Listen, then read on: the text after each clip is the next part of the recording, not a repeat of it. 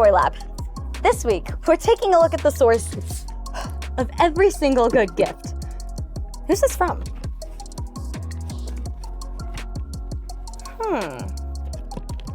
The plot thickens.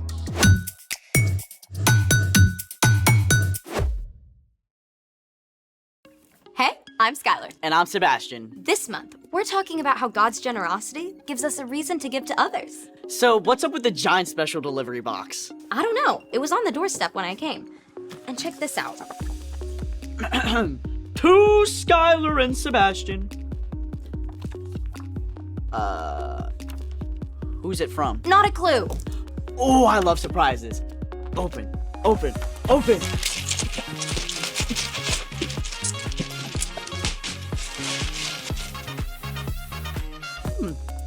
There's a note. The festive season has just begun, so now it's time to make something fun. A surprise challenge. Got Sticks. Leaves. Flowers. Ooh, this smells good. Ooh, seashells. Another flower. Oh, wait, can we eat these? Wait, I need something.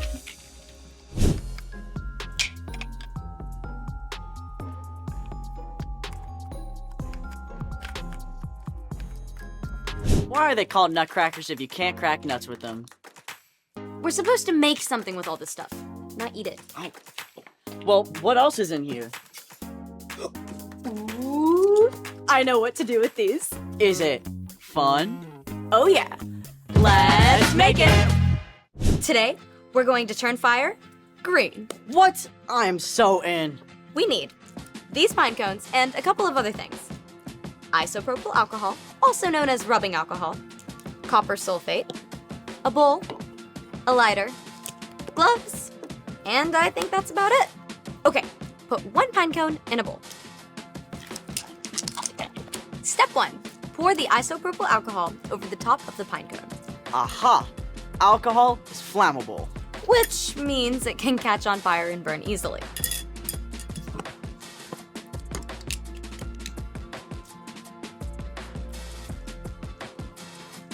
Step 2, sprinkle the copper sulfate over the pine cone. This is going to give us the green glow we're looking for. And step 3, pour just a little more isopropyl alcohol for good measure. Step 4. Outside. Good idea. 3. 2, 1. So cool. Kind of mesmerizing. When the copper is heated, the electrons absorb heat energy. After a time, these lose the extra energy, releasing it in the form of green light. Different elements make different colors too. We could add sodium for yellow and sulfur for blue. Who knew the humble pine cone could do so much? You can even eat them. Really? You want to boil it first or just eat the seeds? Huh. Pine cones, the gift that keeps on giving. Which reminds me, it's time for... The story before the story. Today we're in the book of James. James was written by, you guessed it, James. But this James just happened to be Jesus' half-brother. James didn't follow Jesus at first. But after Jesus returned to life, James believed in him. And you know, if Jesus' own brother believed, it's real. James became a leader of the early church in Jerusalem.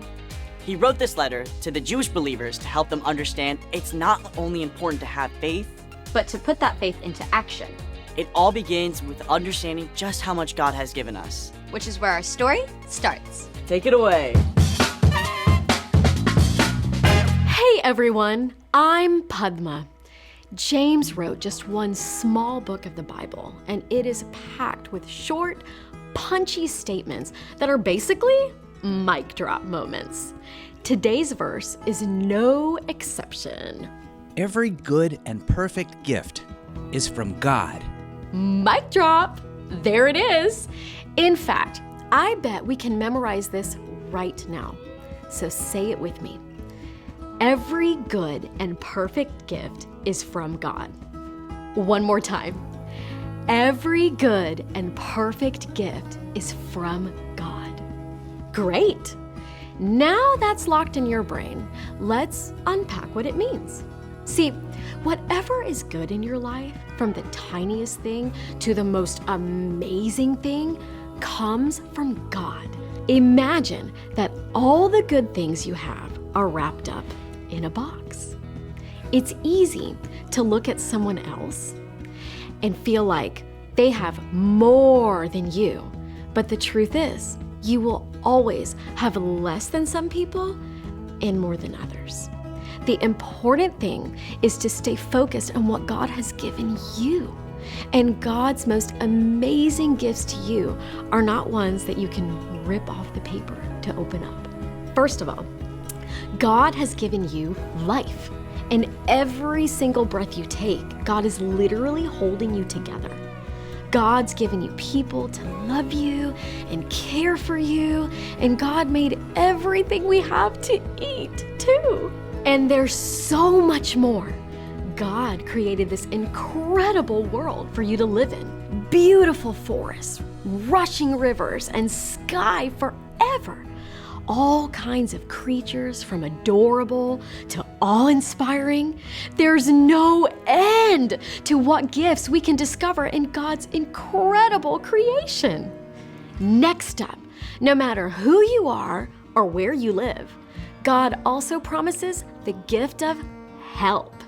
When you are in trouble and you don't know what to do, God's help is always there for you. God might give you wisdom through the words of Scripture or guidance as you talk with a trusted adult. You may simply have a strong feeling that God is with you, even if what's happening around you doesn't change right away. And then there's the biggest good gift of all time, the gift that we celebrate every Christmas, the gift we celebrate every Easter, the gift of God's very own Son, Jesus. No matter who you are, where you are, or what you've done, Jesus is for you. When we follow Jesus, our relationship with God is restored. And we can know that no matter what's happening now, God will make everything right in the end.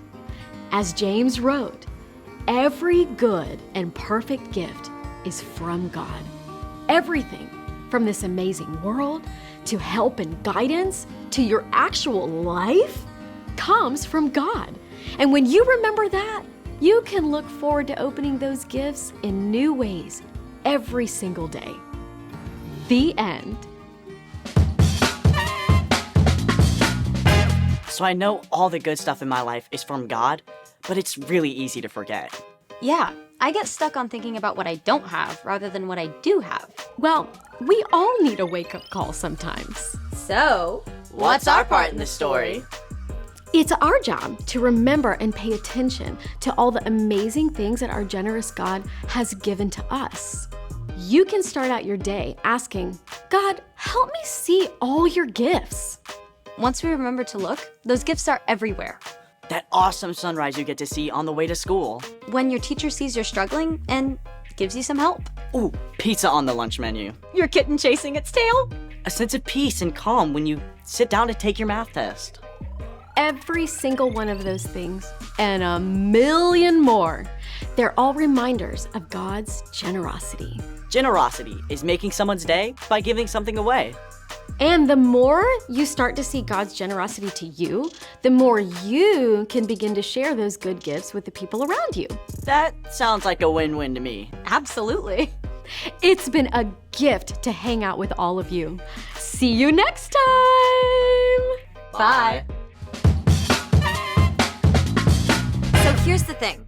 God gives us good things. Like friends and food. Air to breathe. Oh, and all the stuff in our special delivery box. All gifts from God. You mean God left the box? I think someone else helped.